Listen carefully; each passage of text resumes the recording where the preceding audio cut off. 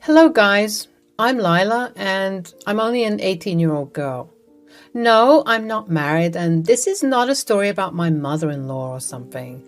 But this is a story about my grandma, Harriet, who was a nightmare mother-in-law to my mom, Elsie.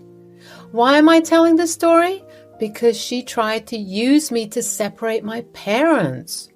Harriet is my dad, Gabriel's mother. She is a super psycho woman who has made my mom's life a living hell. She used to live with my parents until my dad was forced to kick her out. I didn't even see her until I was 12. They simply didn't trust her around me. Why? Well, she tried to convince my dad that I wasn't his child, that mom cheated and baby trapped him with someone else's child. When I was a little over 12 years old, I started to become interested in meeting Harriet.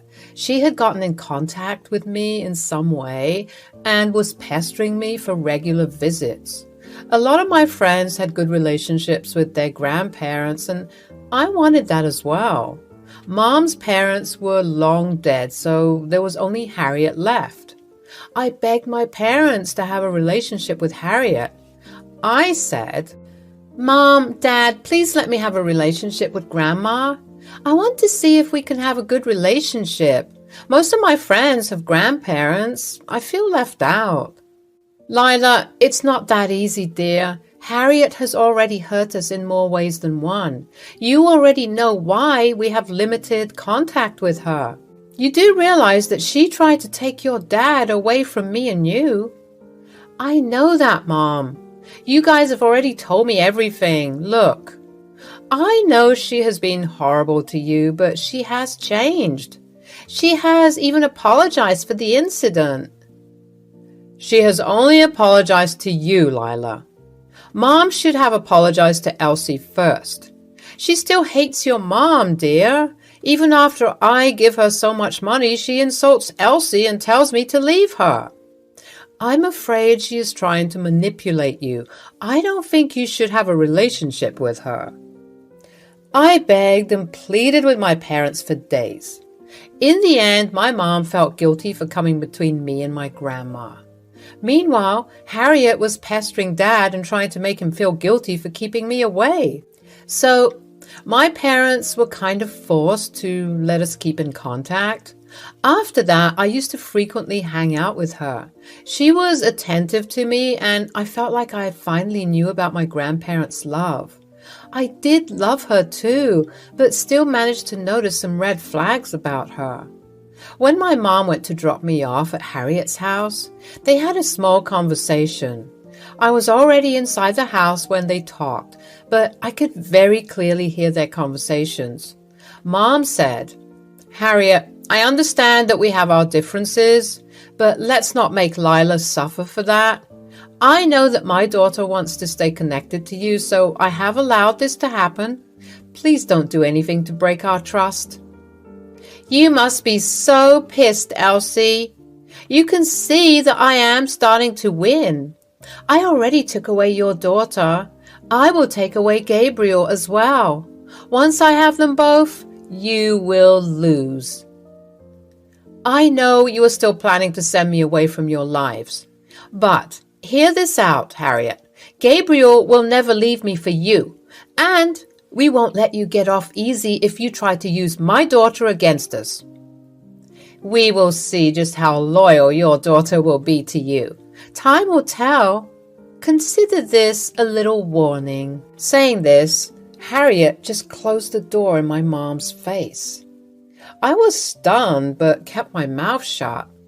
I slowly went to the living room and pretended not to hear anything. I didn't speak up, guys. I know it was wrong. I thought Harriet loved me and I didn't want to lose her, so I never told Dad about the conversation, and neither did Mom. Harriet never stopped showing her hatred towards Mom. Grandma used to berate Mom in front of me when I was with her. She always said, "Your mother is a useless woman, Lila. I'm glad you didn't turn out to be like her. She took your dad away from me. I will never forgive her." Grandma, Mom is not like that. Dad still visits you and takes care of you. Mom never stopped him. My son would never abandon me. Your mom has used some dirty tricks to make him stay away, but this time she will pay. I will have my son back. Grandma, I don't like you talking about Mom like that. What happened was between you three. She is a good mom to me, so please don't say these things to me. Harriet never stopped, even after I repeatedly told her to. She continued to demonize my mom and try to make me agree with her. She even said that she and Dad would be very happy without my mom in the picture. For years, I listened to her berate my mom. I was young and dumb and didn't want to lose my grandma, so I never revealed those conversations to anyone. I tried to defend my mom, but was scared that Grandma would hate me. The stupid girl I was, I continued to fawn over my grandma until I was 18. A single incident and it all came crashing down. It would destroy my relationship with Harriet for good. One day, when I was visiting Grandma, I made the mistake of venting about my college education. I was nervous to ask my parents for help, but also dreaded student loans at the same time. I didn't want to stress my parents, so I decided to vent to Grandma instead. I said, Grandma, I will have to apply to college pretty soon. I have no idea how I will manage to arrange the money for my college fund. I'm scared to ask my parents. I hope I land a good scholarship with my grades. You know what, Lila? I'm thinking about paying for your college. Really, Grandma? You would do that for me? But where will you get the money? I have a lot of money saved from your father's allowance. He does send me a lot of money. I'll give you all of it. But you need to do something for me. You have to make Gabriel divorce Elsie. What are you talking about, Grandma? Do you want me to make my parents divorce each other? Are you serious? I am dead serious, girl. If you do it, I will give you money for college, a total of $13,000. All for you. I even have a plan ready. You just have to agree to it. You are going to pay me to make my parents get a divorce? You have to be kidding me. This can't be real. I will give you half of my money right now. You can have the rest later. I just need your word that you will do your best to make it happen. I didn't think she was serious. I mean, it had to be a joke. Honestly speaking, I have heard stories about this happening, but I never thought they could get real. Hell, I didn't think Harriet was capable of it. Boy, was I wrong. Sitting in my account was $65,000 that Harriet sent me the next day. I was dumbstruck by the freaking audacity of Harriet. Right then, I received a call from her. Thankfully, I decided to record the call. She said, "So, I think you have already received the half I promised. I have more, you know. You will get another $65,000 if you agree to my conditions. Once your mother is out of the picture, I will convince Gabriel to give you some more. His money will be my money anyway. That way, we will continue profiting from each other." Fine then, I will do it. But it will be difficult to convince Dad to divorce Mom. He does love her a lot. I know that, girl. Your witch of a mom had the power to take him away from me. I will never forget that. Now we will see who wins. Don't worry, I'll hire someone to play her affair partner. You just have to show Gabriel some screenshots and pictures. Wait, you will hire someone to be my mom's affair partner? She'll never do something wrong. I can guarantee you that. Pictures can be edited, Lila.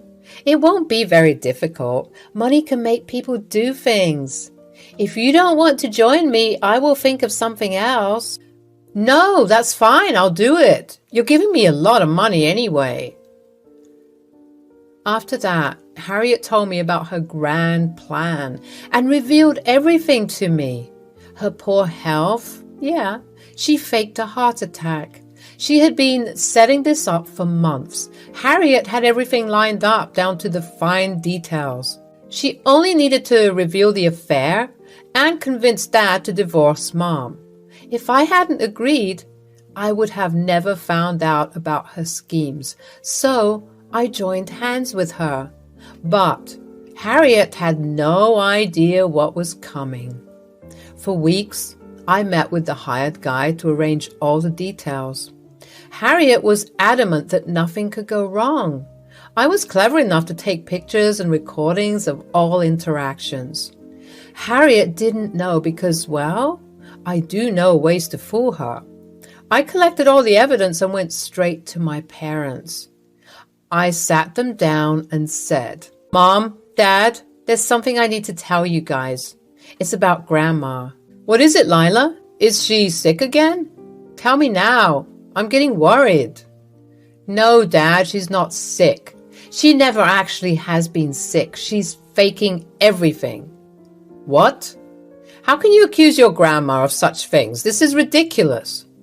"Stop being mad at Lila, Gabriel. Your mother had pulled this shit before. Why are you even surprised?" "Lila, tell us everything." "She wanted to get back into our lives, so she faked a heart attack. She accepted it herself, and she just paid me a lot of money to make you two get a divorce." My parents looked shocked by what I said. I could see why they were so taken aback by it. I had just dropped 2 nuclear bombs on them. They were silent for a while and looked at each other. Then I went ahead and explained everything to them. I also gave them the proof I had. By the time I was done, both of my parents were super pissed. Mom said, "What the freaking hell? This stupid woman is still after me? After all these years, she has not given up. This is ridiculous. She's out for my reputation and my marriage." I had no idea my mom was capable of this shit. I shouldn't have let her back into our lives. Hell, I took care of her for years, and now she does this to me and Elsie? She had been planning everything for a while, Dad. I couldn't record all of her conversations. You saw the texts and what they said. She's adamant that she wants Mom out of the picture. Gabriel, your mom tried to weaponize my child against me. Harriet is a freaking witch. All these acts of being a loving grandparent were just for show. She only wanted to use me for her plans. I can see that now. I wanted to let you guys know so that she can't create any misunderstanding with or without me. Thank you for telling us, Lila. Don't worry. We won't let her use you against us, and there is no way we're getting a divorce. Whatever Mom has in mind won't work. You don't have to worry about it. My parents told me to act like everything is fine, so I let Harriet transfer me the proof that she had manufactured about my mom's cheating. Dad and Mom looked over everything and made their plans with me. Then we waited for their anniversary to come. Harriet was excited because I told her that Dad was getting ready to file for divorce. I said, "Hey, Grandma, you know what? Your plan worked." I showed Dad all the proof and convinced him to divorce Mom. Dad is talking to a lawyer. He would be serving her papers on their anniversary. He's having a smaller party so that he doesn't spend too much on Mom. Mom doesn't know a thing. Oh my God, that is wonderful news, Lila. I knew keeping you around would be worth it. You are such a good girl. I'll send over the rest of the money today. Good job, kid. Thank you, Grandma. You might want to come and invite some friends to watch the show. It'll be amazing. Dad won't mind having a few of your friends over. Harriet gleefully hung up on me and started to call her friends. She asked Dad if she could invite them, and he said yes. Harriet even sent me the rest of the money later. Me, Mom, and Dad were all pretty surprised by her stupidity. She thought she was clever, but she had no idea who she was up against. We were going to end her drama once and for all. My parents' anniversary was supposed to be a grand celebration. Instead, they opted for a small one this year. I convinced Harriet that Dad planned a small party to save money. She took that as the truth. The truth was that Dad didn't want his entire friend circle to see the drama. Instead, he called our extended family and Harriet's friends, people who needed to know what a snake Harriet was. When everyone arrived, I got everyone's attention to give a speech. I stood up and said, "Hello, everyone. Thank you so much for coming to my parents' anniversary. I'm so happy to have such wonderful parents and thought I should speak some words about them. You know how much parents are still in love? It just makes my heart melt, but there has been someone who has a problem with their love and marriage. As you all know, it's none other than my dear Grandma Harriet." "What are you saying, Lila? Why would you say things like that about your grandma?" Guys, are you wondering why I would say something like that? Well, Harriet here had tried to bribe me into making my dad divorce my mom. Yes, that's completely true. She promised me money for college if I make my dad divorce my mom. She even sent me in advance to lure me into her plans. "Gabriel, look at what your worthless daughter is saying. Guys, this is all her and Elsie's plan. They want me out of your life, so they're using dirty tricks now. You shouldn't believe them." "But I have proof, Harriet. I have both your blood and Mom's. I know exactly how to deal with people who want to take advantage of me." Guys, you would be shocked to see what Grandma had arranged. Do you want to see what it was? Here it is. I quickly started to play our recorded calls quite loudly on the little microphone I got. Yes, the ones that they use for ASMRs. When I played the whole recording, the look on people's faces was glorious. My parents, of course, didn't react because they knew. Meanwhile, Harriet was slowly getting pale and started to sweat. I could see that her hands were shaking. Everyone in the family and even her friends were giving her nasty looks. When the recording ended, she said, "These are all fake. You and Elsie are trying to trap me and ruin my reputation. You two hate me and want me gone. Don't put your wildest dreams on me and my daughter, Harriet. Everything you have said is exactly what you wanted to do to me. We have more proof, including the guy you hired to play my affair partner. You have stooped low, Harriet. Even I am embarrassed for you." "Gabriel, why are you not saying anything? You can't just let your daughter and wife insult me like that. Say something, son, please." "I don't know what to say, Mom. I'm ashamed to call you my mom. For years, I ignored my wife's feelings and kept in touch with you. I took over all your responsibility. And now, this is how you reward me? You can't believe their lies, Gabriel. I know how much you love Elsie. Why would I do this to you?" "Exactly, Mom. You knew how much I love Elsie, but you never wanted her around. You wanted to have sole control over me and my money. You have tried to break us up before. I can't believe you tried to use Lila for your gains. I have done enough for you, but no more. From today onwards, we will go no contact with you, and I am going to stop paying for everything. You can go figure out your life yourself.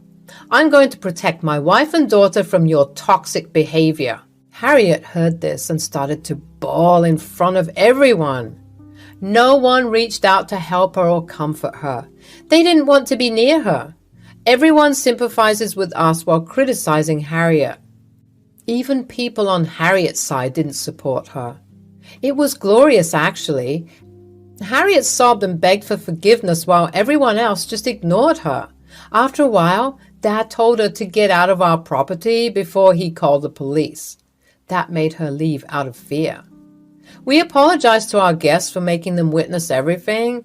However, they understood our situation and were glad to know how toxic Harriet can be. We later invited them to a bigger party that was happening within a few hours in a different venue. Overall, my parents had a great time, and so did I. Harriet kept blowing up our phones, but we didn't care. Her texts to me ranged from anger at exposing her to begging to make Dad forgive her. I ignored her and went about my way. The real fun happened the next day when Grandma asked for the money back. Harriet said, "Since you've decided to betray me, I have no use for you anymore. Don't even think about coming near my house again." Don't worry, Harriet. In this life, I will never make the stupid decision of being around you again. You don't have to worry about that. And I want my money back. I don't care how you go to college.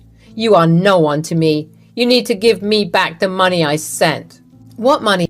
What you gave me was a gift. I already gave it away to charity. I did that the very next day. As for my college, my parents already have a fund saved for me. You lied to me to make me do your dirty work. I know the truth now. What the hell?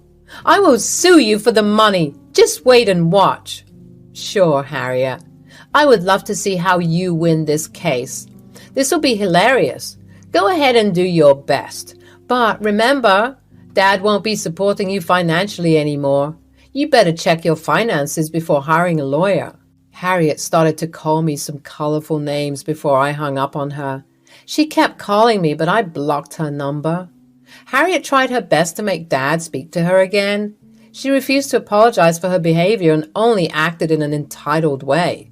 So my dad and Mom blocked her as well. Dad was adamant about not supporting Harriet anymore. Surprisingly, even the extended family understood the situation and agreed with his decision. Harriet did show up to the house to scream at Mom and me, but Dad called the police on her, who came and warned her away. Now, Harriet was forced to move near her older sister, who was making her work at a grocery store. The sister gives us information about her because she is on our side. Meanwhile, my parents are finally living a peaceful life without the constant fights about Harriet. I have got accepted into a great university on a full scholarship. Life is good, and I can tell everyone the hilarious story about my grandma. Hi there, I'm Tawny, and I'm 23, she, her. Let me tell you about my complicated relationship with my dad, Ivan. So I have some serious daddy issues. I mean, who doesn't? This is, of course, due to the toxic behavior of my dad because he wasn't exactly the best father figure. As far back as I can remember, it was like our household was constantly walking on eggshells. My mom, Betty, and I had to endure emotional and verbal abuse from him, and it was just so messed up. I don't know why he was so awful back then, but as I grew up, I couldn't help but resent him more and more. I mean, come on. A daughter should feel safe and loved around her dad, right? But instead, I found myself rebelling against him.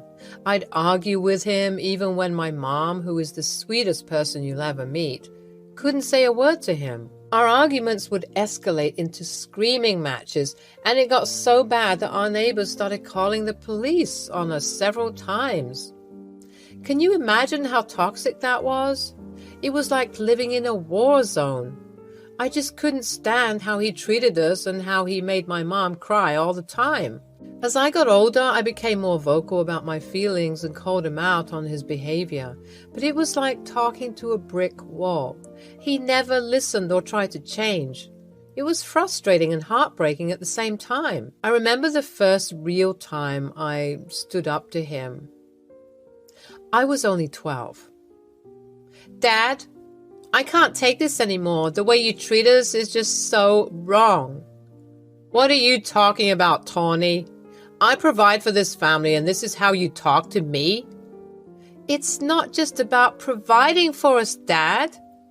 You're always yelling at Mom and me for no reason. You call us names and make us feel worthless." "Tawny, please don't argue with your father. Let's just calm down." "No, Mom, I won't stay quiet anymore. He can't treat us like this." "Oh, listen to Miss Perfect here, acting like she knows it all." You don't seem to understand that we have to treat each other with respect and kindness. I never claimed to be perfect. Tawny, please, let's not fight. Mom, you deserve better. We both do. You shouldn't have to put up with his constant anger and criticism. You think you know everything, huh? You're just a kid. I may be a kid, but that doesn't mean I can't see what's happening. You've been hurting us for years, and it's not right. Tawny, please stop. Let's just try to get along. No, Mom. I won't stay silent anymore. We need to stand up for ourselves. You will not talk back to me like that. I won't be silenced. We deserve to be treated with love and respect, not fear. That's it. Go to your room now. Fine, but I won't back down. We need to change, Dad, or I won't be a part of this toxic environment anymore. Despite all the pain and anger, there was still a part of me that yearned for a loving and supportive father figure. I wanted to have those special daddy-daughter moments that I saw in movies or with my friends. But with Ivan, it felt like an impossible dream. I remember another time when he punched me. I was 14. Dad, is that you? Are you drunk again? It's the middle of the night. Don't you have work tomorrow? Mind your own business, brat. I don't need you watching over me. Watching over you? I'm worried sick about you. Do you even realize how your drinking affects our family? Oh, here we go again. The little princess thinks she's so much better than me. It's not about being better, Dad. It's about you putting yourself in danger and hurting us in the process. Mom's always terrified when you come home like this. Mom's always terrified. Wow, poor Mommy. Terrified, huh? She's a grown woman. She can handle herself. It's you I gotta take care of. You're missing the point. She shouldn't have to handle this. It's funny, you know, how I have to take care of a grown man because he's just a man-child. Watch your tone, young lady. You don't know anything about life. I may not know everything, but I know this isn't right. You're hurting yourself and hurting us too. You think you can lecture me, huh? You're just a spoiled brat. I'm not a spoiled brat, Dad. I'm your daughter, and I deserve to have a father who cares about us and doesn't put us through this pain. You better watch yourself or you'll regret it. I won't back down, Dad. You need help, and I won't stop until you get it. We all need a better life than this. That's when he lunged forward and punched me square in the face. I immediately felt the blood pouring out of my nose. Even though I was in pain, I stood my ground. Just go away, Tawny. You don't understand anything. No, Dad, you don't understand. You're not alone in this, but you need to face your problems instead of drowning them in alcohol. You're sick and you need help. Big yikes, am I right? Well, unfortunately, this was the norm for our family, and it sucked. Big time. I felt like I had to grow up quickly, which no child should do. But one day, everything changed.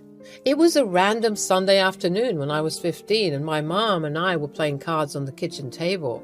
Out of nowhere, there was Ivan, my father, looking all distraught, holding a duffel bag in his hand. Honestly, I didn't feel any sympathy for him at that point. I pretty much hated him by then. I didn't even call him Dad anymore. It was just Ivan. He seemed sad when he spoke, saying he had to go on a trip. I couldn't help but spit out something spiteful, telling him I didn't care where he was going. But of course, he ignored me. Mom asked when he'd be back, worried about the rent that was due soon. Ivan said he'd be back by the end of the week, but that was the last time we saw him. A week passed, then 2 weeks, and still no sign of him. The rent was due, but he wasn't answering any calls. Mom, my grandma Harper, and my granddad Frank tried everything to reach him, but nothing worked. 2 weeks turned into a month, then 2 months, 6 months, and then a whole year, and still no sign of Ivan. Mom cried a lot during that time, struggling to pay rent on her own. I felt so bad, and I hated his guts even more because of what he was doing to my poor mother. We got kicked out of our place eventually, my childhood home, and since Mom didn't have any parents, Grandma Harper and Granddad Frank were kind enough to let us stay with them. Thank God for that, am I right? At the beginning of Ivan's disappearance, my mom filed a missing persons report, but Ivan was never found. Everyone assumed he was dead, and we even had a little funeral for him, even though there was nothing to bury. It was tough for everyone, and even I found myself crying sometimes. 8 years had passed since he was last seen, and life went on without him. 8 freaking years, y'all. Life had been a roller coaster ride during that time. But you know what was amazing? My mom, Betty, finally got her groove back. It was like she was blossoming without that deadbeat dad dragging her down. After my dad disappeared, it was tough at first. My mom still held on to the hope that he was alive somewhere out there, but even if she was right, we eventually had to accept the reality that he might never come back. It was hard, especially for my mom, but slowly we picked up the pieces and moved on. She threw herself into work and started focusing on building a better life for us. She worked tirelessly to make ends meet, and I admired her resilience. She refused to let his absence define us, and let me tell you, it wasn't easy for her, but she kept pushing forward. It took some time, but she found her joy again. She started making new friends and rediscovering old hobbies. I could see her smile more often, and that made my heart happy. I was just a kid back then, but I knew she deserved all the happiness in the world. But then, life sucker punched us again. After 8 years of being without Ivan, we lost Granddad Frank, my grandma's rock, in a terrible car accident. It was like a nightmare, and we couldn't believe he was gone. That drunk driver turned our lives upside down, and we were left grappling with the pain and emptiness. Grandma Harper, well, she was hit the hardest, losing her son and her husband within such a short time. It felt like her world shattered. She was like a broken puzzle, and we didn't know how to put her back together. Mom and I tried our best to be there for her, but grief is a beast that's tough to tame. In those dark days, all we had was each other. Anyone who's organized a funeral, especially on a budget, will tell you it's a whole roller coaster of emotions. We were all dealing with Granddad Frank's funeral, trying to get everything organized while struggling with our grief. It was tough, but thank goodness for the community who stepped in to help us through it all. So picture this. The funeral was underway and we were trying our best to keep it together. You know, be strong for Mom and Grandma Harper. But then, out of nowhere, it was like I saw a ghost. Seriously, my heart stopped for a second. There, coming towards us, was none other than my long-lost, supposedly dead dad, Ivan. I couldn't believe my eyes. I mean, it had been years since he vanished, and everyone assumed he was gone for good. But no, there he was, looking like a complete wreck. I honestly didn't think it was him at first. I thought it was a homeless person who maybe lost his way, but nope, it was Ivan. It was shocking to see him like that. So thin, with a dirty beard and yellow teeth. It was like looking at a total stranger. My emotions were all over the place, and before I knew it, a scream escaped from my lips. I couldn't help it, you know? It was like all those years of hurt and anger just erupted at once. And guess what? My mom and grandma saw him too, and they were just as shocked as I was. Well, let me tell you, that sight was too much for my poor mom to handle. She fainted from the shock, and I had to jump into action, trying to revive her. It was all so overwhelming. Thankfully, Grandma Harper stepped in and started fanning her, but I was left standing there, facing my dad after all those years.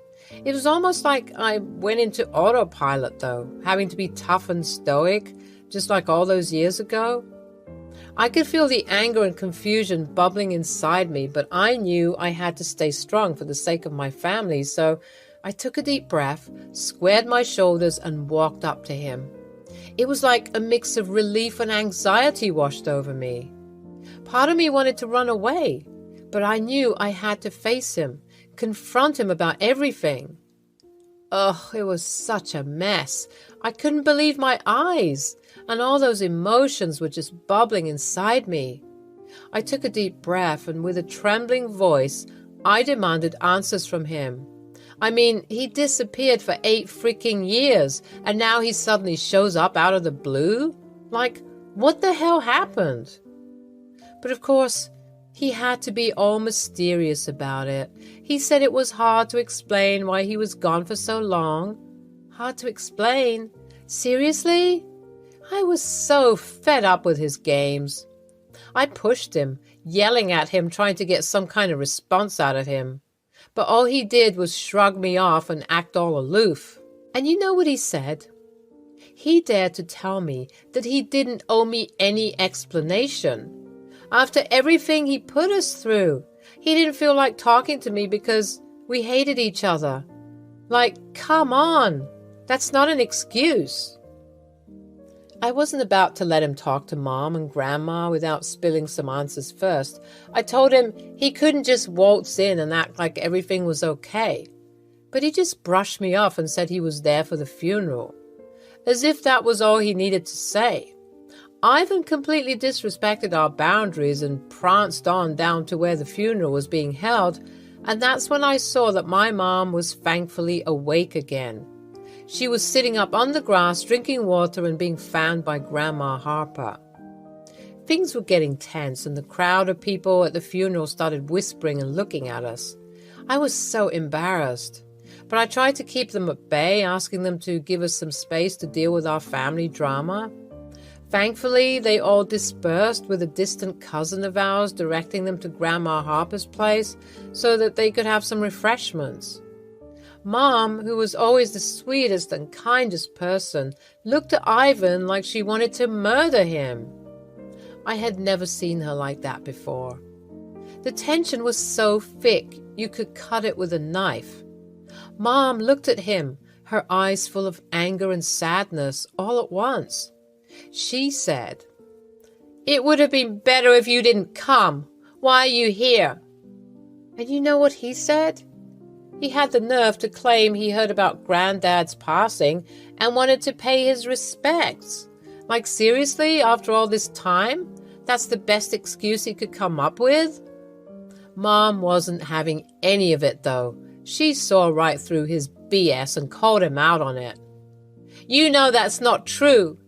If you cared, you would have come home 8 years ago like you promised. Hell, you could have come home literally any time before now. What the hell is wrong with you?" She didn't hold back, and honestly, I was so proud of her for standing up to him. But Ivan was a mess, stammering all over his words and fidgeting like crazy. It was like he couldn't stand still. And then I noticed something off about him. He was scratching himself like crazy, and his eyes seemed all distant. It hit me that he might be on drugs or something. Without hesitation, Mom asked what we were all thinking. "Are you high right now?" She wasn't holding back any punches, that's for sure. Ivan tried to come up with some explanation, saying a lot had happened in the past 8 years and that he got mixed up with the wrong crowd, but he assured us he was doing better now. What a load of crap. Mom chuckled bitterly and then just broke down sobbing. I wanted to hug her and tell her everything would be okay, but I was so angry at Ivan. I couldn't help myself. I started yelling at him, telling him to go back to wherever he came from because no one wanted him there. But he was trying to ignore me like he always did, But I wasn't about to let him off the hook that easily. I kept on yelling, and it seemed like I was impossible to ignore because of how loud and angry I was. "Get out of here! You have no right to be here! Let Grandad rest in peace, for God's sake!" "Why are you making such a big deal out of this?" "Because you abandoned us. You left us to struggle, to deal with everything on our own. And now you dare to show up here like you're some kind of hero? You're a joke, Ivan." "I had my reasons." "Reasons? What reasons could justify leaving your family behind like that? We needed you, Dad. But you were too wrapped up in your messed up world to care about us." "I don't have time to deal with you, kid. Step aside." Mom, look at me." Grandma Harper had been quiet this whole time. She had a blank stare and was looking off into the distance, furrowing her brows now and then. I placed my hand on her shoulder to comfort her, and she responded by sighing and leaning in, as if she was snapped back into reality. "He's here for the inheritance." "Mom, please look at me." "Ivan, you are the scum of the earth, you know that? You're worse than the sewage." "Mom, please." "Tawny, please tell this man that I want nothing to do with him. I have nothing to say to him."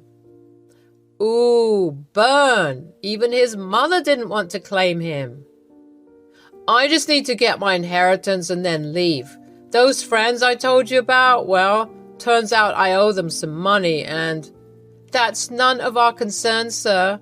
Please leave. We are grieving." "Come on, Mom. You're gonna act like you don't know me? Seriously?" "I don't know who you are. Please leave before we call the police."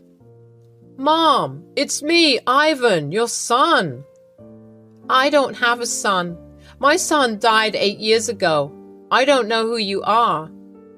"I'm not messing around, Mom."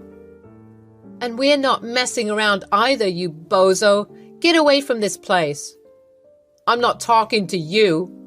"But I'm talking to you. All my life you've ignored me, and now you're getting a taste of your own medicine." "Shut up." "Mom! Mom! Mom, these people don't play around, okay? Just give me the money and I'll come back, I promise. I'll explain everything, okay? I'll explain everything to all of you. Just please, give me the money. I need the money. I need the money, goddammit. I need the money. Give me the money." We all just stood there looking at him with blank expressions on our faces. Ivan's pleas were getting more desperate and louder, but it was falling on deaf ears. He even dropped to his knees in front of Grandma Harper, begging her to listen, but we didn't pay attention to his cries. "I need the money," he kept repeating, as if that was supposed to justify everything he put us through. But after all those years of abandonment, his words meant nothing to me. I was done listening to his excuses.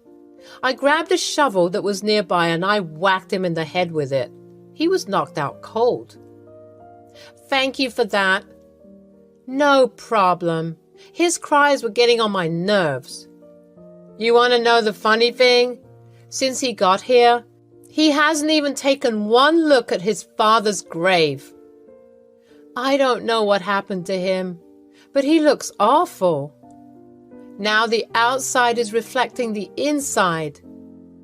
Do you think that these friends of his are going to kill him if he doesn't get their money? Probably. I mean, if he's doing drugs, he must be doing some other crazy crap that would get him killed. Do you think we should give him the money? Why don't we ask Grandad? Hey, Grandad, should we give Ivan the money? Say nothing if the answer is no." My mom and Grandma amused me, and we all intently listened for Grandad's answer. Of course, there was silence. Well, looks like we got our answer. What a sad and pathetic man. I'm glad Frank isn't here to see this. Let's go, you guys. We'll find a police officer who's patrolling the area and tell them of the hobo who was near the grave. And with that, we left Ivan there and proceeded with the funeral in our home. I don't know what happened to my dad after that, but I never saw him again. I'm sure he's dead though, for real this time. Hi, I'm Kat, and I'm 25 years old. I just got married to my boyfriend of 2 years, Nate. We met at Walmart and bonded over some mac and cheese. He asked for my number and I obviously said yes because who could say no to that cute face? It was a very random place where we met, but as we started talking more and going on dates, we totally fell in love. We realized how compatible we were with each other, and then Nate proposed. It was not some fancy proposal, but it was the sweetest, and I couldn't have said no. We were making a grocery run at the same Walmart, and he said he wanted to get some mac and cheese. When we were at the mac and cheese aisle, I turned around and there was Nate on his knee with a ring in his hand. I obviously said yes. The wedding couldn't go as dreamy as the proposal went. Unfortunately, because my very own sister Clarissa was hell-bent on ruining the day for me. Let me share a bit more about Clarissa and myself. She's 1 year older than me and has always been the shining star of our family.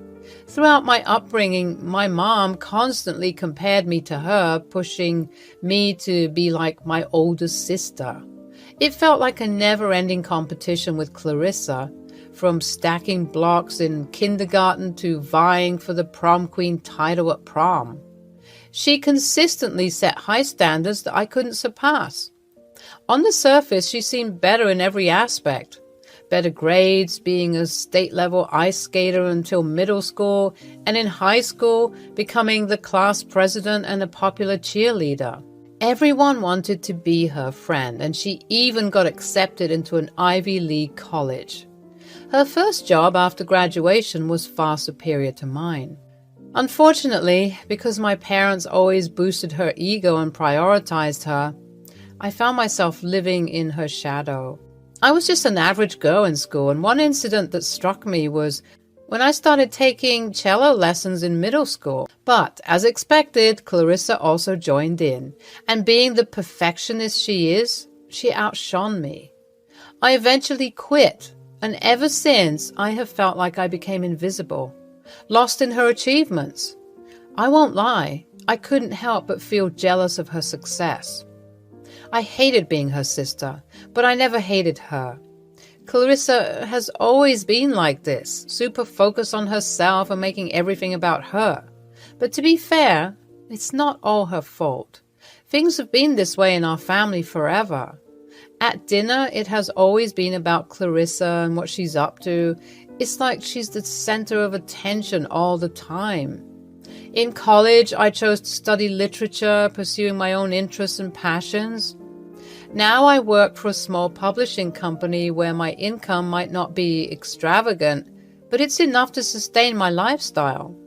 Clarissa had already moved out and got her own apartment, while I kept jumping back and forth between Nate's apartment and my parents' place, and it was a bit embarrassing for me as I didn't have my own place.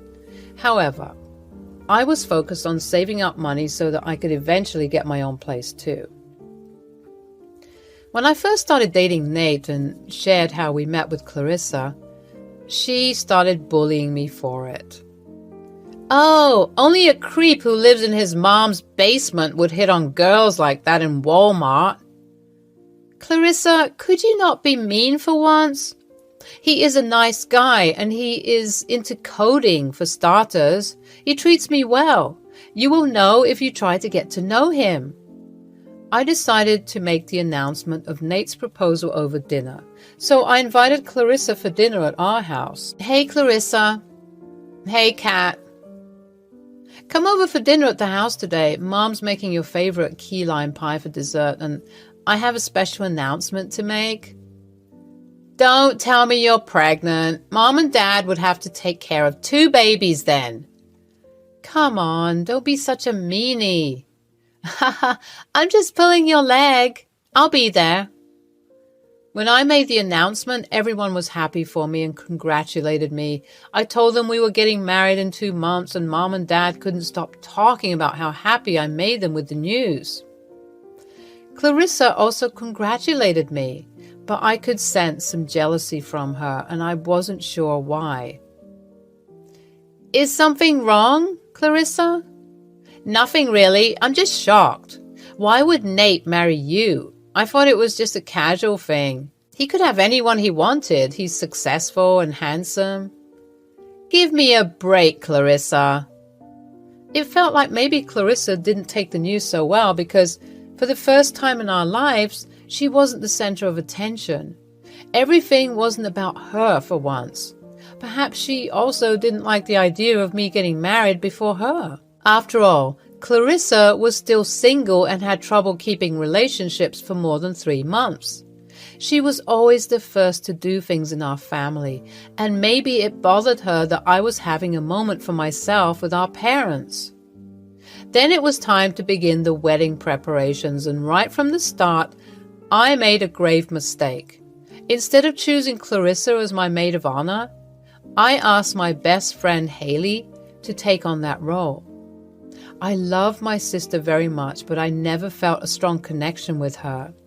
Her initial reaction to my engagement had already weirded me out, and she had been expressing doubts about the whole thing. I couldn't risk letting her have control over my wedding. Something told me she wouldn't do things right. When I told her that Haley would be my maid of honor, she didn't seem bothered at first. However, a couple of days later, Mom wanted to talk to me. I heard you asked Clarissa to just be a bridesmaid and made Haley your maid of honor instead? Well, Mom, Clarissa and I have never been that close. She doesn't know me as well, and I don't want my wedding to be anything less than perfect. I'm sure Haley would do a better job. I don't know about that, but you hurt your sister. You two are supposed to be on the same team. Mom, I just have this feeling that Clarissa isn't in favor of this wedding. Maybe she wanted to get married first, and I fear she might try to sabotage it. She's your sister. Why would she do that? I was done with the conversation, and the decision had been made. With that settled, Nate and I began the wedding preparations. For the wedding venue, we chose a charming wedding courtyard, and we went ahead and booked the place. It felt like the perfect location for our special day. After finalizing the wedding venue, I had other important tasks lined up with my friends, including Clarissa, that needed to be taken care of. We started with shopping for my wedding dress.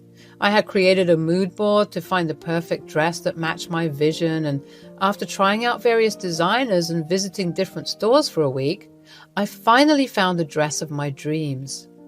Haley, Clarissa, and my mom were with me during this special moment. The wedding gown was a gift from my parents, and it was priced at a whopping $3,000. Stepping out in a beautiful white in-bold drawer mermaid gown, I instantly knew it was the one for me. As the veil was placed on my head, my mom's eyes got all teary, and it was such an emotional moment. But leave it to Clarissa to ruin it. She just had to drop that nasty comment. Sure, the gown is gorgeous, but I'm sorry, I have to be honest with you. You don't have the body for it. You look fat. Haley had to swoop in and remind me not to let Clarissa's negativity bring me down, so I brushed it off, kept my cool, and bought that dress anyway. Next, we moved on to look for the bridesmaids' dresses. We decided on a beautiful coral satin dress for all the bridesmaids. However, Clarissa, in her usual controlling nature, insisted that pink wasn't her color. It was frustrating because my wedding had a specific theme, and after much bickering, we compromised and chose the closest color to coral, which was salmon. Clarissa was just being problematic and selfish at this point. Counting all the times Clarissa tried to bring me down would take forever. Those 2 months leading up to the wedding were a roller coaster of stress. Cake tasting, flower picking, seating arrangements. It was all overwhelming. Thank goodness for Nate and Haley, who were constantly supporting me and helping me out. She would constantly try to sabotage me or say hurtful things that made me question my decisions. She kept making snide remarks, trying to show me that if it were her wedding, things would be perfect and she would do it way better. I wish she could just be happy for me instead of trying to overshadow my special moment. 1 week before the wedding, Clarissa had taken some time off work and moved in with us temporarily. My parents were out running errands when Nate asked if he could come over to share something important. It was just Clarissa and me at home, and Nate had arrived, joining me in my bedroom. Nate handed me a little gift. Here's a little gift. My grandma would want you to have it. He handed me a box, and as I opened it, I found a beautiful vintage necklace inside. Oh my God, Nate, is this for me? I couldn't be more honored. I wish I could have met your grandma in person. This is so sweet. I love you, baby. I love you too. The doorbell rang, and I hurried downstairs to find the Amazon delivery guy waiting. I quickly signed for the package, taking it from him. As I made my way back up the stairs, I could hear muffled voices coming from my room. Curious, I tried to listen in without being noticed. I seriously couldn't believe it when a guy like you proposed to Kat. What do you mean? You're successful, making apps, and let's face it, you're way too good looking for someone like her. You're like out of her league. Clarissa, I think Kat is my dream girl. She's beautiful and passionate. This necklace would look better on my neck. And you know what would look better on yours? My arms instead of Kat's. Get off me! I barged into the room, and it seemed like Nate had pushed Clarissa away from him. It's not what you think, Kat. I know, Nate. I heard everything. Clarissa, can you stop acting all crazy? Are you this desperate, trying to throw yourself at my man? What's gotten into you? Try to act like an adult for once. We're not kids, and this isn't some competition. You've spent your whole life living in the spotlight, and now that I have it for once, you've gone all insane. Newsflash, the world doesn't revolve around you. I'm sorry, please don't tell Mom and Dad about this. They're going to hate me. Just get out of my sight. I'm disgusted by you right now. Clarissa left my room, and Nate tried to comfort me. I decided not to tell Mom and Dad about the incident, as I didn't want to create more drama. I was already stressed about the wedding, and adding fuel to the fire wouldn't help. I didn't even want Clarissa at the wedding anymore. I confided in Haley, and she agreed that it was best not to bring it up. Who knows what Clarissa might do next? But let me tell you, I was so mad at her. Who would stoop down that level and flirt with their sister's fiancé? That was some next-level messed up stuff. She seriously needed some major help pulling off a stunt like that. I was just fuming with anger and disappointment at her. Like, why would she even go there? It was beyond me. But then, just 3 days before my wedding, I heard a knock on my door. Kat, I know my apology doesn't hold much value right now, but I'm really sorry for everything. Not just about the Nate situation, but for how I reacted to your wedding news and poked at you for the past 2 months. My jealousy got the better of me. You know, I haven't been in a stable relationship for a while, and being the older sister, I wanted to be the one getting married first. Seeing all the attention you were getting made me feel so lonely. I realize now that Nate loves you for who you are, and no one has ever seen me like that. I don't know what I was doing. I owe an apology to Nate too. I know we didn't start off on a great foot, but I really want your wedding to be perfect. You're my little baby sister after all. Oh, come here. I was taken aback by her words, and surprisingly, all the hurtful things she said and did started to fade away. I did not know what to say, so I went in for a hug, thinking it was a genuine moment of reconciliation. Little did I know she had something else in mind.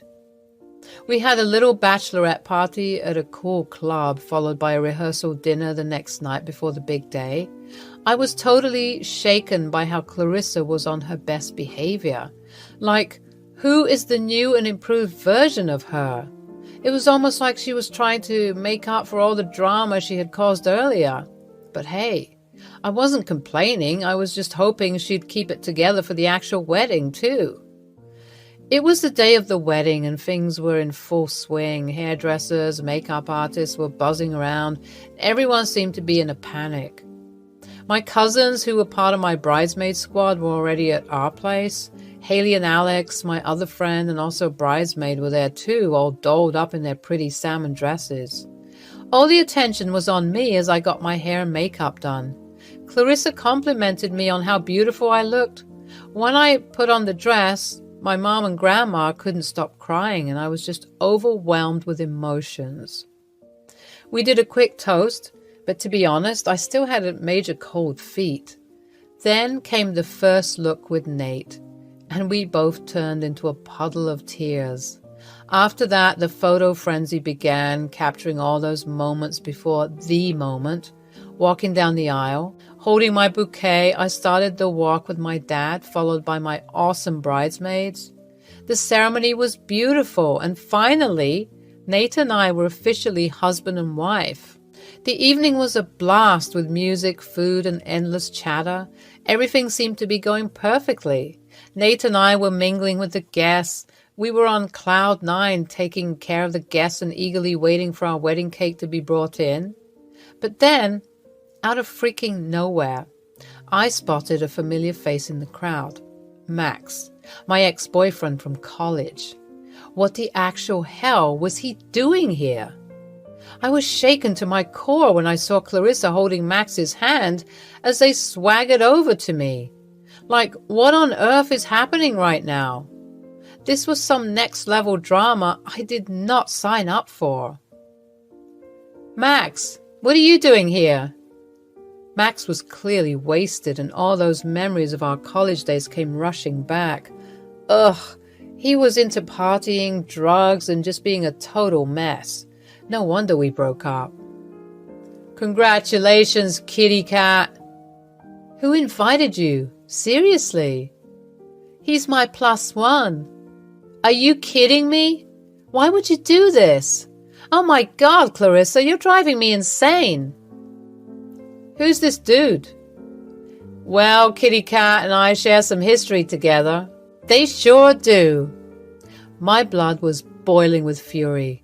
I had never hated Clarissa more than at that moment.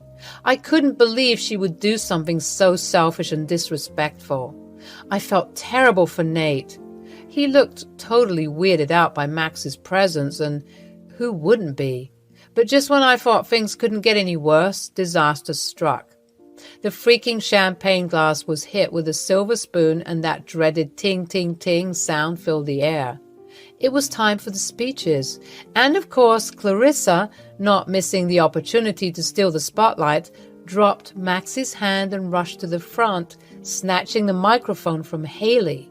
I couldn't even believe my eyes at that point. This was supposed to be the happiest day of my life, and she was turning it into a total nightmare. I didn't know whether to scream, cry, or do both. I just wanted this whole circus to end. All right, everybody, gather round. Let's have some fun. So here we are at Kat's wedding, and let me just say, it's been a roller coaster of emotions for me. Let's talk about the groom, Nate, over here. You know, Nate, you're supposed to be the groom, but honestly, I've seen more enthusiasm from a sloth on a lazy Sunday afternoon.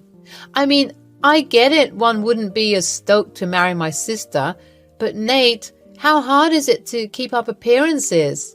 Well, let us move on to the bride over here, Kat. What can I say about her? She is a nobody. She has always tried to be me. I mean, I would not even know how it feels to be her, poor thing. But come on, let's be real. I'm the prettier and smarter sister. That's why we have Max here, Kat's ex-boyfriend, as my +1. I wouldn't be surprised if Nate hits on me sometime later. Haley quickly took the mic away from Clarissa, trying to divert the guests' attention by announcing that the cake had arrived. My tears were streaming down my face and I just couldn't go on with the evening. Nate was being super supportive, trying to comfort me while all this drama unfolded. And just when they brought out the cake, Clarissa went and pushed it like a total wrecking ball and it fell flat on the floor. I couldn't contain my anger anymore and it all just spilled out. "Just leave, Clarissa. I don't want you here. I don't want to see your face ever again." My voice was shaking with frustration and hurt, and I knew I should have been stronger, but I was going through a mental breakdown. Clarissa looked stunned, and for a moment, her drunken bravado faded away. It was clear that my words had hit her hard, and I could see a flicker of remorse in her eyes, but it was too late. The damage was done, and I couldn't take back what I had said. The pain and anger were still there, bubbling inside me like a volcano. "Haley, Alex, can you please escort Clarissa out of here?" And so they did. With Clarissa gone, Nate took over the mic. "Hey everyone, I just want to thank you all for being here and celebrating this special day with us. I know things got a bit heated, but let's not let that overshadow the evening that lies ahead of us. And to my wife, Kat, I love you with all my heart, and I promise to be there for you, to support you and to love you unconditionally through all the ups and downs of life. Today might not have gone exactly as we planned, but it's a reminder that life is unpredictable and we have to cherish every moment." After the wedding, Nate and I had an amazing honeymoon in Italy, and it was the perfect way to unwind and enjoy each other's company. Living our best life, exploring the sights and devouring the delish Italian food, but the whole drama with Clarissa at the wedding still had me feeling down. I moved my stuff to Nate's place, but Clarissa was MIA. No calls, no texts, nada. My parents are mad at me for standing up to her and throwing her out of my wedding. Honestly, I had enough of Clarissa's toxic energy. Cutting her out of my life was the ultimate power move. I mean, how could she be so heartless? No apologies, nothing. No way was I going to forgive her for that mess. As for my parents, they better wake up and see that Clarissa's the one stirring up trouble. She needs to take responsibility for her actions. A week went by since we were back from Italy, and still nothing from the family. I'm standing tall and holding my ground. If they finally get it and show me some love, I'll consider talking things out. Until then, I'm focusing on my new life with Nate. Hi, how are you all? I'm Brenda. I'm currently 29 and will be 30 in 2 months. I have recently gotten out of a horrible experience related to my husband and his mother. I swear, I used to think that marriage is not that difficult to handle, but boy, was I wrong. Yes, I'm a strong girl since I managed. When I was unmarried, I had my life pretty well and sorted. I had a job as an assistant vet. My life was surrounded by pets, and to be honest, I loved being around them. I loved adventure. I had an old bike belonging to my father. I often took it out for a spin. If my dad didn't have much sentiment towards it, I would have taken it for myself. My dad raised me single-handedly and never made me feel like I didn't have a mom. He is an excellent father, and I'm really lucky to have him. I moved to Chicago, where I got a job as an assistant caregiver to a veterinary clinic. It started very smoothly, and I was picking on the process fast. I met John very unexpectedly. I was very late once and had to take a cab. The cab driver was handsomely single. He is the epitome of a charming boy-next-door trope. He had some bomb-ass features, especially his hair. It looked so soft and silky. He was my type. He was also too smooth with his words. "So, ma'am, where to?" His smile was radiant, and he gave me a cheeky smirk now and then. Sometimes he would lock eyes with me through his mirror. I would blush, but I didn't give any unnecessary signs. "What's your name, if you don't mind telling me?" "Why do you want to know that?" Want to take me out or something? I mean, I don't mind if you don't. Winks. Please, you are not my type. Ouch, that hurt. Well, how about being friends? Depends on how you are treating a lady. I'm just messing around. Okay then, deal. Do you like Italian? I have a great restaurant in my area. You would love it, I guarantee. Are you serious about taking me out? Well, I love Italian. Sounds great. That day, I was highly energetic at work. My colleagues were very amazed by my grand gestures. There was usually this one dog that annoyed me a lot, but I managed to keep my calm even in that situation. Pauline, my go-to buddy, came skipping towards me. She then gripped my shoulders tightly and looked at me with a cheeky grin. Girl, what's going on? Am I missing anything? Are you hiding something from me? Jesus, get a grip. You scared the shit out of me. Everything's good. I'm just really happy. Yeah, sure. Is that the reason why you've been spacing out during the case discussion today? What's the source? Well, I met a really cute cab driver today. His name is John. He offered to treat me to an Italian restaurant today. Say what now? A cab driver? Bruh. Now, don't judge. I mean, is he that cute? Yes, he is. If I get a snap of him, I'll send it to you. But you better not hit on him. He's mine.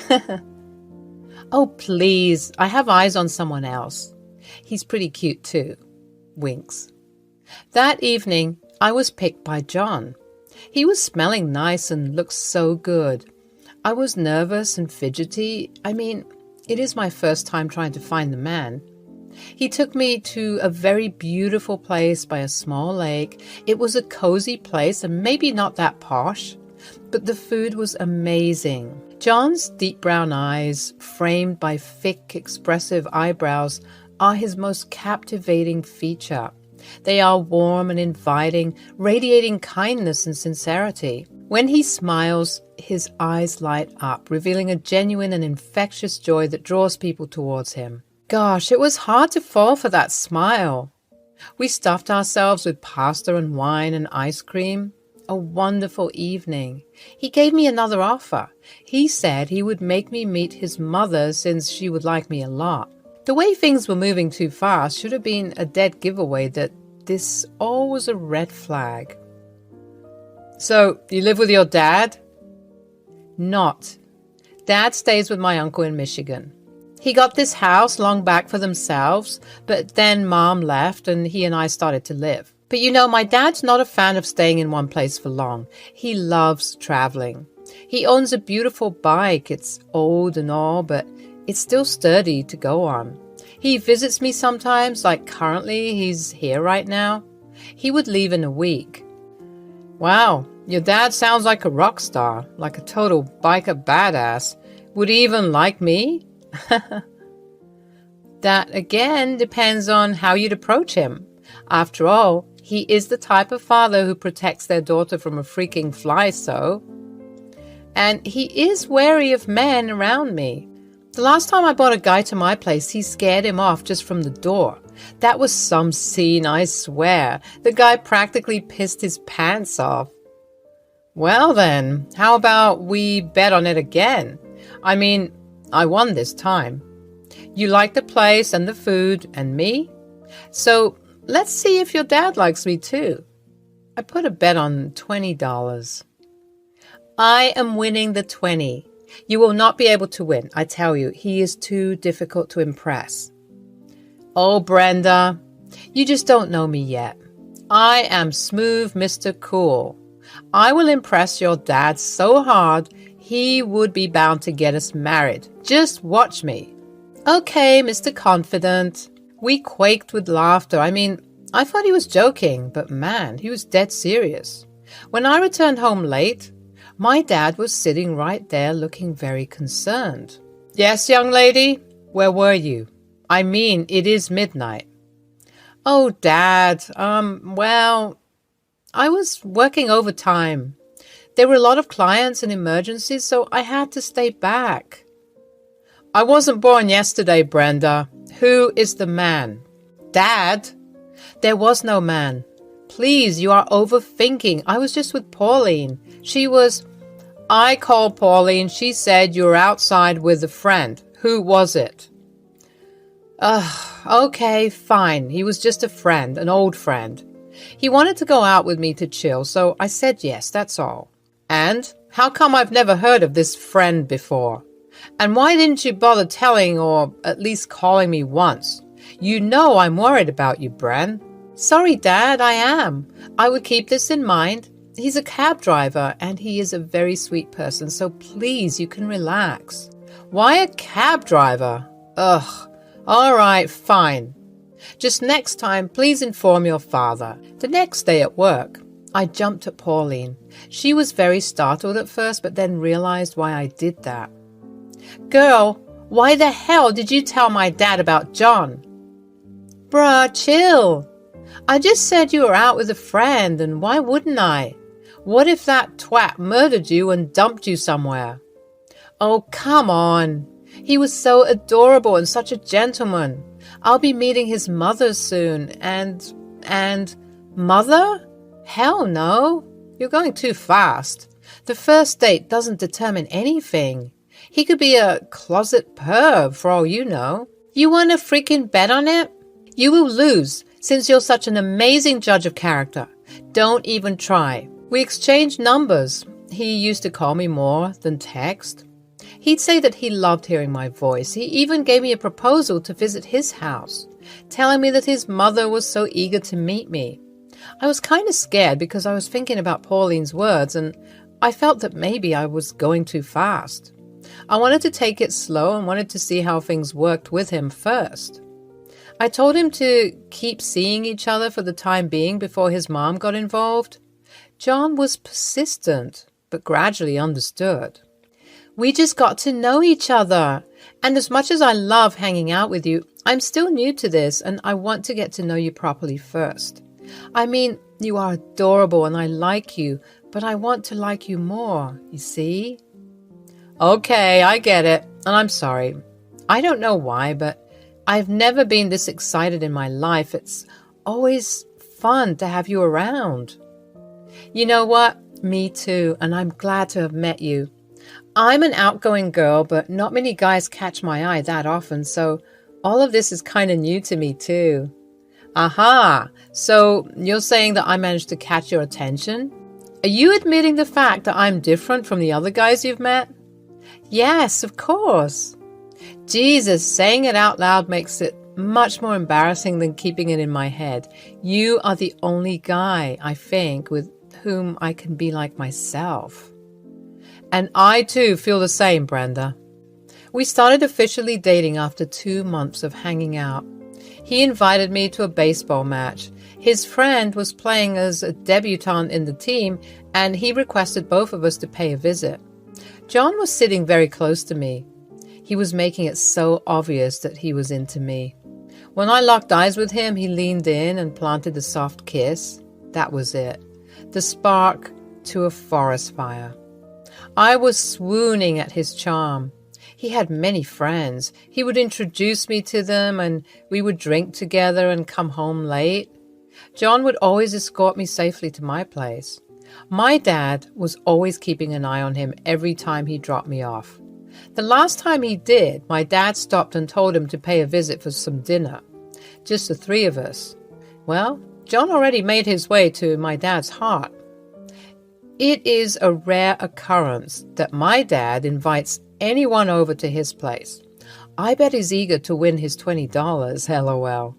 My dad and I arranged a nice steak party for John. We had fish, fries, a little bit of rice, and Japanese curry. To wash it all down, we had Chicago's finest red wine. It was a full feast, like a lot, for just 3 people. I wore my prettiest dress. It was his favorite color, violet.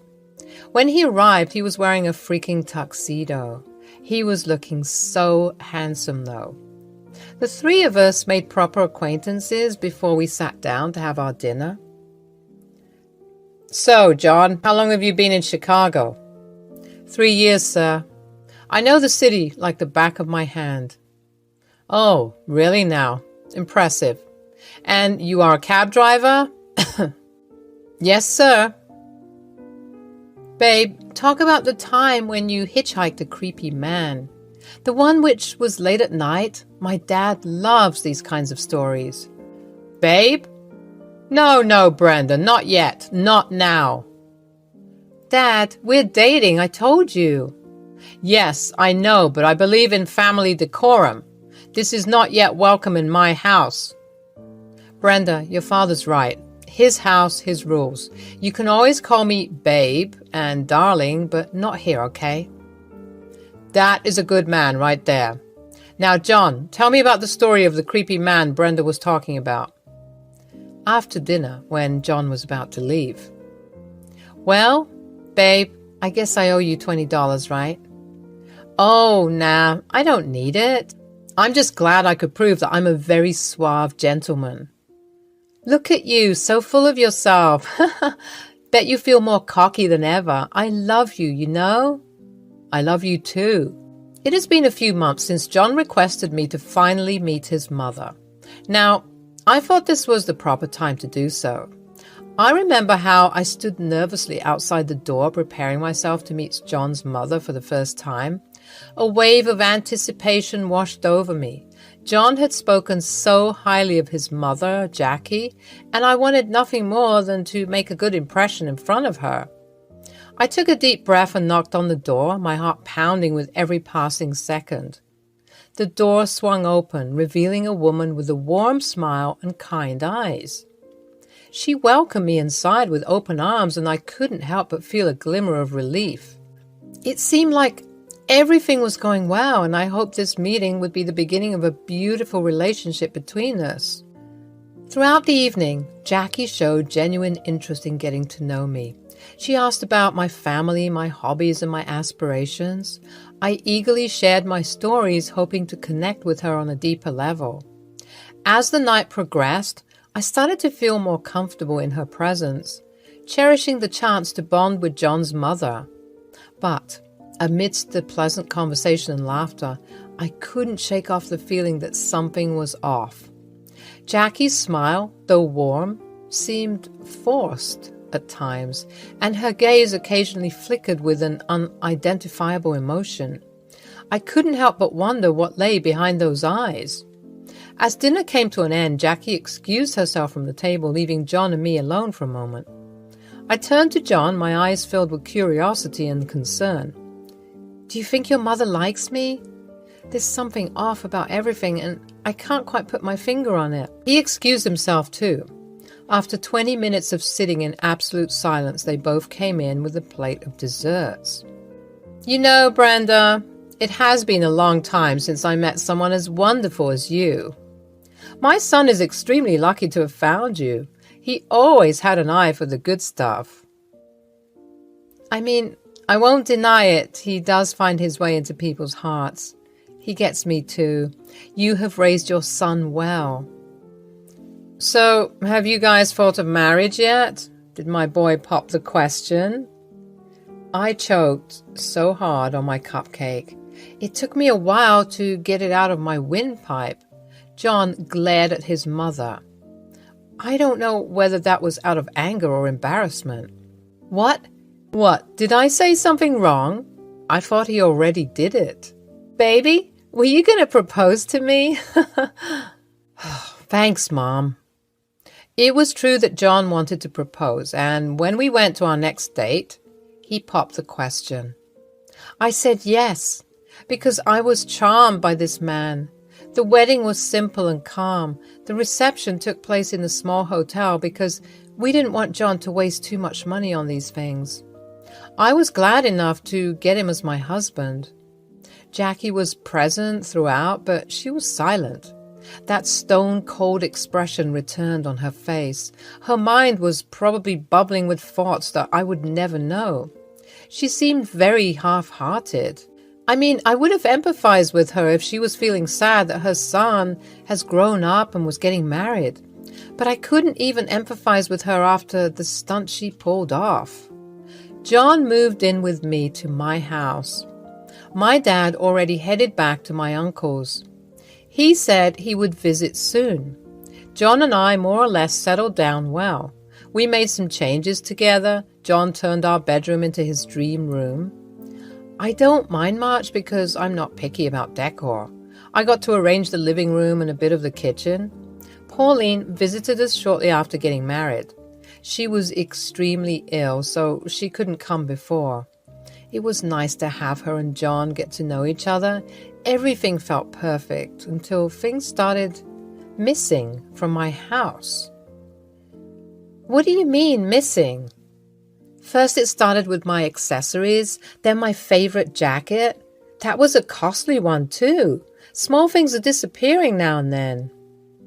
Okay, that's weird. Did you talk to John about this? I did. He kept saying I probably misplaced it.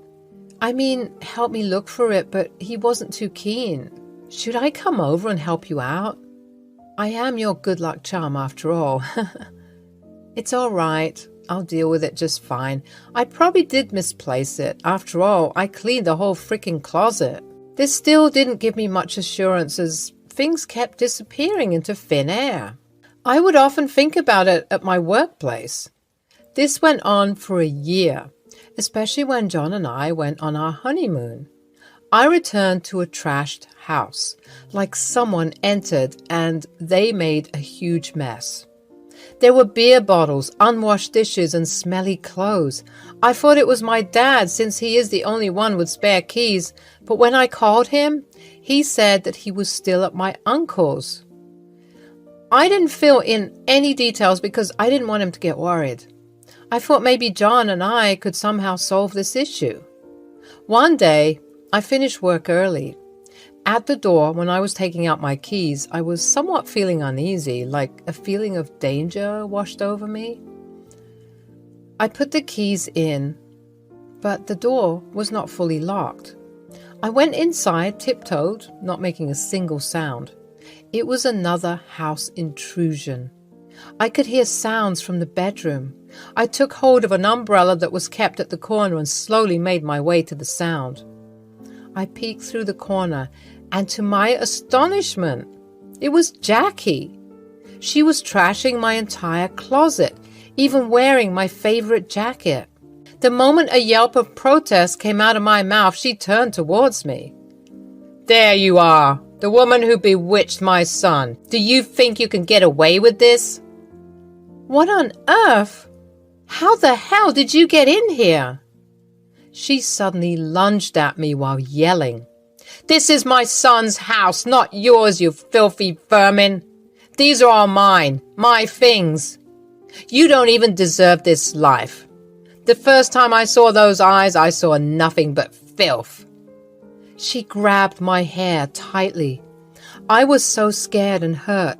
My hands automatically lifted themselves. The umbrella came down on her head. It was not a massive blow, thank goodness, but enough to knock her out. I called the cops and John. Jackie confessed to her misguided intentions, tearfully admitting that her actions stemmed from a deep-seated fear of losing her son.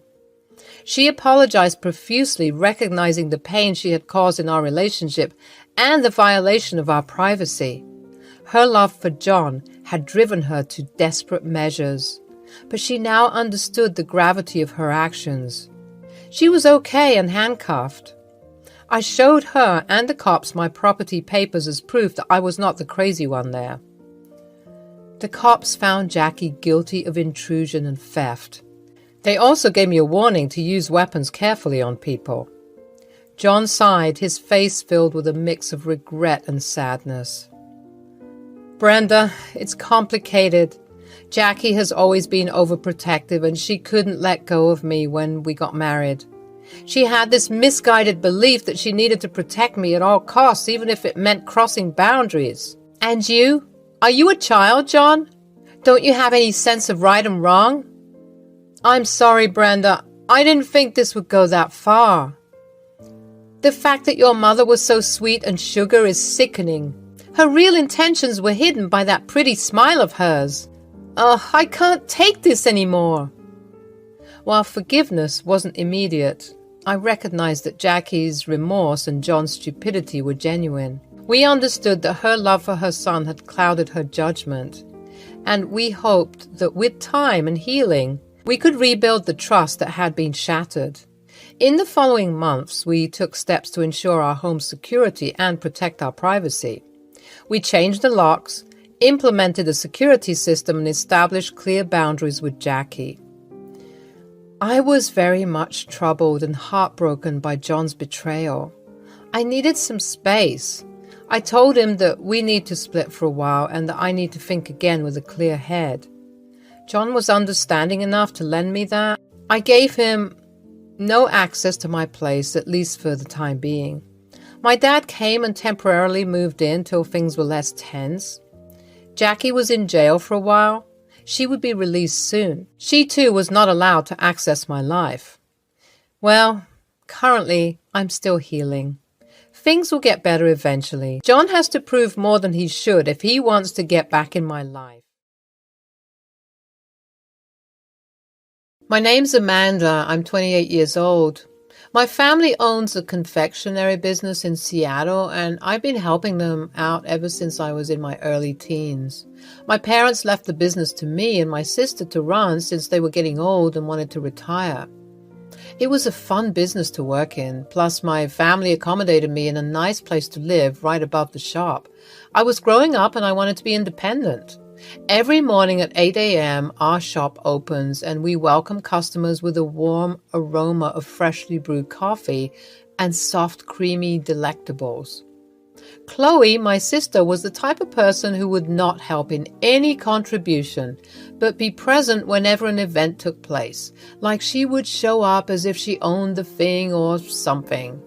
Our parents were really tired of her not being serious and fooling around with the expenses.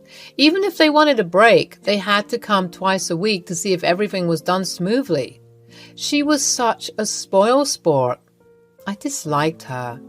It had always been a tumultuous journey being Chloe's younger sister. I vividly remember those early years filled with constant bickering and petty arguments. Chloe had a way of making me feel like I was living in her shadow, always overshadowed by her accomplishments and dreams. As we grew older, the gap between us seemed to widen and our differences only multiplied.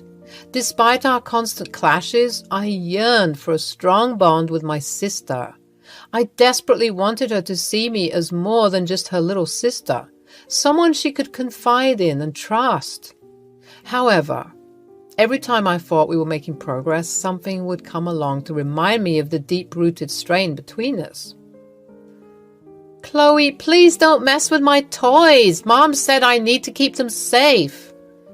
Oh, come on, Amanda. They're just boring old toys. Let's have some fun. They're not boring, and I don't want them ruined. You always break things. I do not. Ugh, you're just no fun. Chloe and I were fighting over the toy, and we both stopped pulling it in the opposite direction. The force was too much to bear, so it ended up ripping apart from the middle. See what you did? Now Mom will be so mad. Oops, my bad.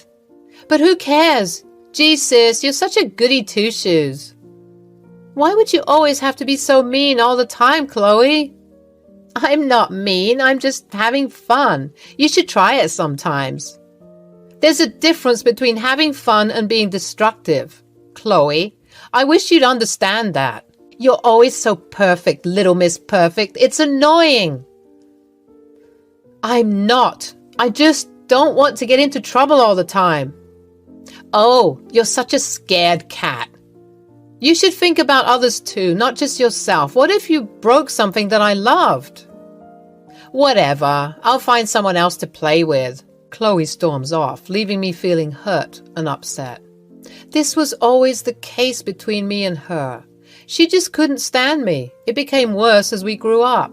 It started with taking my things to bully me in school. She often tossed my bag or tiffin box.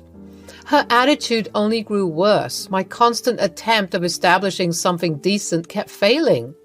One such incident left an indelible mark on my heart, and was when she stole away my fiancé from me.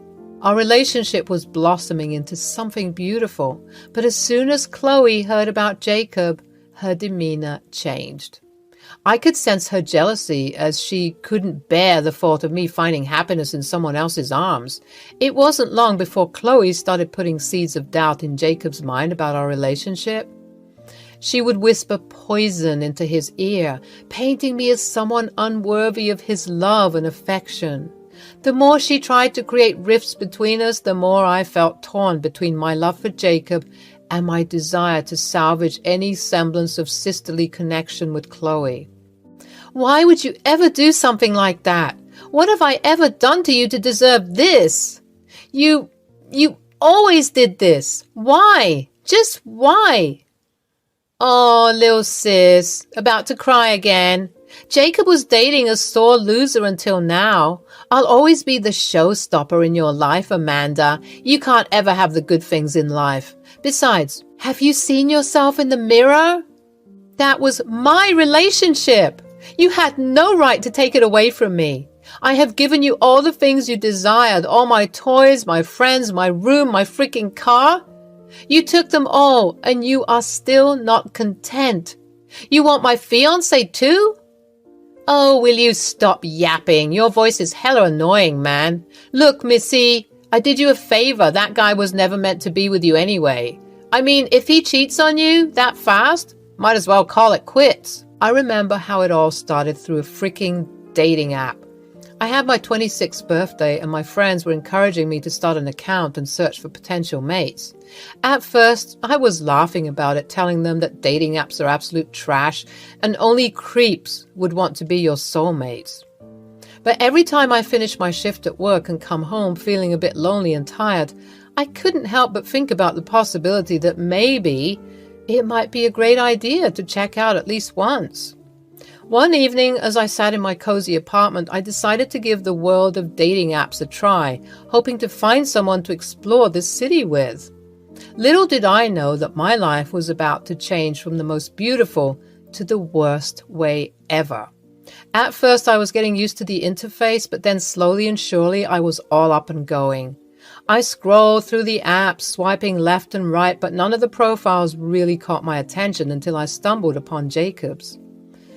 His profile picture showed a warm smile that instantly melted my heart, and his bio was filled with humor and kindness.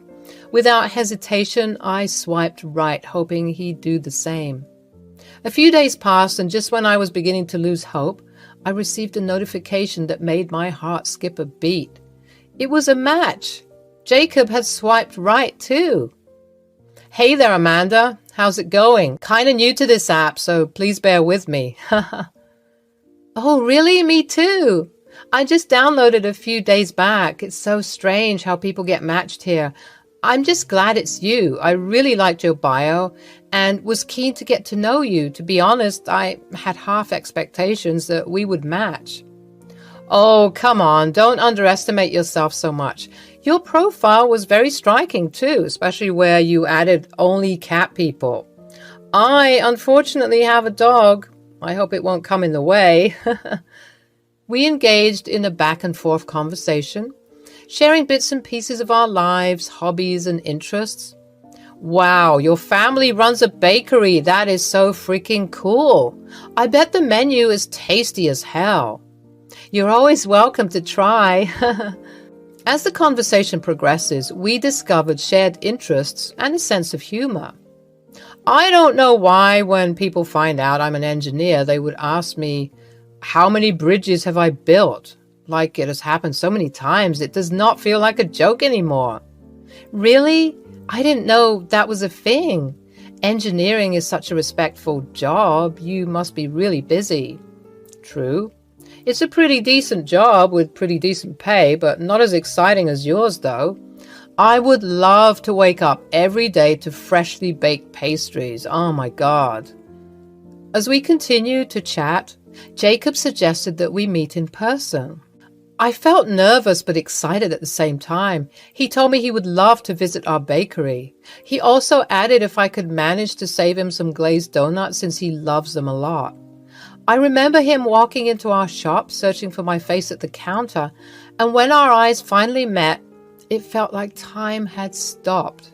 We greeted each other with a warm side hug, and all my nerves vanished in an instant. I was glad he wasn't catfishing. He looked exactly like his picture, rather much attractive up front. My parents were kind of startled by this gesture. They didn't expect that I would be the one making the move. They welcomed Jacob to spend some time with them after work. Either it was them being overprotective or them being really caring. They decided to stay the whole time when Jacob was present. It was more like a group date, to be honest. The next time we met, we explored the city together, trying out new restaurants, attending concerts, and simply enjoying each other's company. With every passing day, our connection grew stronger, and it became evident that we had found something truly special. Chloe noticed, but she was too full of herself to appreciate anything. Whenever she used to see me with Jacob, she would scream, "Bad choice," or "Ew, gross, take it someplace else." She always had a habit of publicly demeaning me and making fun of me. One day, I got old juju on her by confronting her antics. "Chloe, can you not shut the hell up? Do you always have to make such a scene?" "What? I was just saying the truth. You guys were drooling at each other like some 90s kids drooling at their first candy. If you want to get finicky, love hotels are always available. The bakery isn't your honeymoon." "And since when did you care about the bakery, huh? Who was the one spending all the hard-earned expenses on Jimmy Choos and Chanel? You know damn well that shit's pricey, and still, you are so shameless." "You are not my mother, little brat. I can do whatever I want. It's not just your shop. I have equal rights to this property." "Piss off, sociopath. Jesus, Mom should have left you somewhere." Our parents were so tired of us fighting constantly. They tried to separate us from a very early age, but somehow we always managed to piss each other off. There were times she and I would have fistfights. I know how toxic this sounds, but her behavior was causing a lot of hindrance in our mental health. I started to hate her, but I also felt bad that a chance of potential sisterhood was never happening. To keep my mind off things, I kept my focus on my relationship with Jacob. He owned a really good house. He was an established engineer. He had successful projects and his portfolio was damn clean. When he invited me to his place, I was really scared. I didn't know how his parents would react to me. Their son is extremely talented and I'm just plain old me running my family business with no talent of my own whatsoever. But it didn't go as bad as I thought it to be. His parents arranged a feast, which I felt was really unnecessary because I eat so little. I could barely stuff my face with food. They were having a conversation while I was trying to keep up with them. More or less, it was a great day. Things started to take a weird turn when Chloe started to seduce Jacob. At first, it started with subtly, light touches on his shoulders or stroking his back gently whenever she got the chance. This happened for a year. Jacob seemed not to mind or feel bothered by this at all, which should have been a red flag.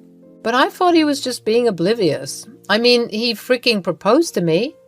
I felt my heart soar as he got down on one knee and asked me to be his partner for life. Through tears of joy, I said yes, feeling an overwhelming rush of happiness and gratitude. I so knew I didn't do the right thing. Don't you think you guys are rushing into the thing a bit? He's not running anywhere. She was sitting at the back of the office of the shop, eating a freshly baked macaroon. You were not supposed to eat that, Chloe. That was a fresh batch. Oh, no one will notice. We make plenty of batches every day. Oh, really? Do you even know how difficult it is to make macarons? Have you ever tried baking one? Oh, so you want to lecture me now? Do you really think people take you seriously? If you do, you are mad, delusional. I'm not here to argue with you. I'm just here to remind you that we can't have fresh batches. That is not professional. If you really feel like you have the caliber to run this shop, then I think it's time you act like one. Chloe aggressively stood up. The table rumbled as she came up towards me and stood face to face with me. Stop talking like you are my father, you runt. Know your place. You are nothing but a sad little puppy who's always looked down upon. First from our parents, and now Jacob. I froze. I didn't know what else to say.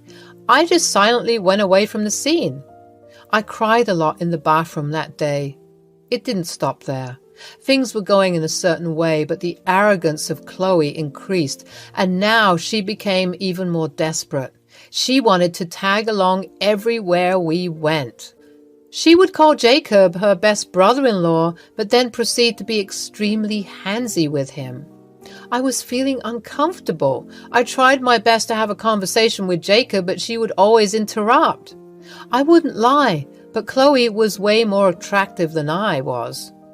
She would wear dresses and doll herself up, while I preferred light makeup and baggy clothes. Things started to get weirder when Jacob was invited to a work party. It was celebrated on a personal yacht. I was getting hella insecure. If I knew how posh his lifestyle was, I would have thought about not going with him. I was a very simple girl, and a gala life was not mine, but definitely a thing for Chloe. Weirdly, she was invited. Like I was the freaking fiancé, but he evidently enjoyed Chloe's company more. He introduced me and Chloe to his friends. I was getting really conscious, but Chloe was super confident. After a small interaction, I went to the bar counter and started to drink impulsively. A few shots later, when I was not able to stand anymore, I tripped 2 steps backwards and collided with someone. I turned around to see a tall man wearing a black suit and a white tie. He was talking to another woman with a drink in his hand. Whoa, lady, are you okay? I'm really sorry. I didn't see you there. I'm just a bit buzzed. I'll be okay. Are you sure? We can provide some lime juice if you want. It will help you with that buzzing head of yours. That would be really nice, actually. I think I overdid it. He took me to one of the private compartments and made me sit. After 5 minutes, a glass of fresh lime juice arrived and was given to me. His name was Michael. He ordered another whiskey for himself. While we waited, he struck up a conversation with me, and to my surprise, I found Michael to be genuinely kind and easy to talk to. We laughed and shared stories and discovered common interests.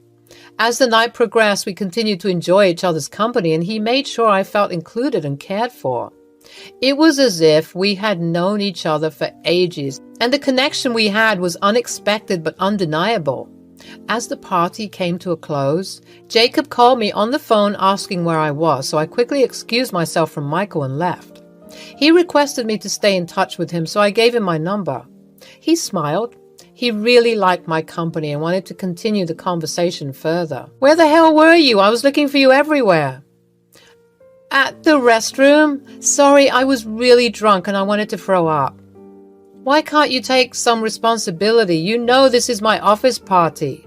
If people found out who you are to me, then it would have been so embarrassing. Thanks to Chloe, she maintained her composure pretty well throughout. My colleagues absolutely loved her. I was silent the whole time in the car. I know I messed up. I was so busy talking to Michael. Wait, should I tell him about Michael? But what if he gets angry? I won't be able to deal with it. Throughout the ride, I could see Chloe's satisfactory smirk. She was always happy whenever I was miserable. I never thought that my life could take such a painful turn. It was a sunny afternoon, and I decided to surprise Jacob with a visit to his place and apologize for all the things I had done at his party. As I approached his front door, my heart was filled with love and excitement, eager to see the man I thought was my husband. But as I stepped closer, I heard hushed voices coming from inside. At first, I dismissed it as maybe Jacob talking to a friend or his parents. But something inside me couldn't shake the feeling of unease. Ignoring the nagging doubt, I opened the door, hoping for a warm welcome. To my horror, the sight that greeted me was like a punch to the gut. There, in the living room, I saw Jacob and Chloe, my own sister, locked in a passionate embrace. It felt like the world stood still for a moment as I processed the heartbreaking scene before me. The shock turned into disbelief and then into an overwhelming surge of pain and betrayal. I couldn't believe what I was witnessing. I wanted to scream, to confront them, but my voice failed me and I felt paralyzed. Finally, finding my voice, I managed to choke out their names and they quickly pulled away from each other.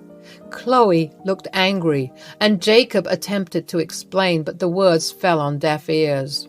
The betrayal was too much to bear and I said what I had to and fled from the apartment, tears streaming down my face. Hey, Amanda, where are you? What happened? I called Michael, unable to process the entire situation. Can I please come over? Please, I can't. I feel like I'm going to faint. Oh shit, wait. Tell me where you are. I'm coming to pick you up. I had secretly kept contact with him because I felt really nice talking to him. He became my very good friend, even if it was a momentary experience. I knew that he would be the one who would be helping me. After that scenario, I never faced them ever again. I told my dad to take over the shop while I took a break. My relationship with Michael became really strong and he took great care of me. Evidently, Chloe didn't come back to the shop and she moved in with Jacob. They were really happy with me gone from their lives. Michael and I tried to rebuild our friendship. We would go out and spend time together. Wait, you are the boss. What? Why didn't you tell me before? Because people get wary, so I didn't want to scare you away. Oh my God, Jacob would, damn. What's going on in that head of yours? Actually, I just am waiting for the right time. I feel like we'll be meeting them soon. I had a detailed discussion with my parents about Chloe. They were very disappointed and disgusted with her behavior. They never thought she would reach that extent, so it was decided I would be in charge of the shop. Meanwhile, me and Michael started dating. It has been 8 months. His birthday was coming, so I wanted to buy him something. We thought of going to a supermarket to get him a nice pair of jeans and a shirt. He was shy at first, but agreed later on. We were roaming the streets and looking for a good shop when suddenly I saw 2 very familiar faces in the distance. It was Chloe and Jacob. They seemed to be arguing about something. As we approached, Chloe looked at us mockingly. Oh, isn't it the dear little sister? Oh, and I see you found yourself a protege. Perfect for you. Chloe? So, who is this broke-ass boyfriend? Another fish from your dating app? Man, you do have bad choices. Jeez. So, what story did you cook up to him to get his attention? Chloe, please, shh. What? Hello, Jacob. Good seeing you here. Hey, boss, Wait, boss? Yes, and this broke-ass man is my soon-to-be husband. We are engaged. Well, I hope you guys are really happy together. Thanks a lot, Jacob. We left them in awe and shock. It was so satisfactory. My parents demanded Chloe never come back to the shop if she didn't fix her attitude. Jacob, on the other hand, was always kept on edge. Michael gave him subtle threats of firing him just to play with his feeble emotion. It was good riddance. I could finally be serious about the shop. Michael was a huge support, and I was so happy to ever have met him.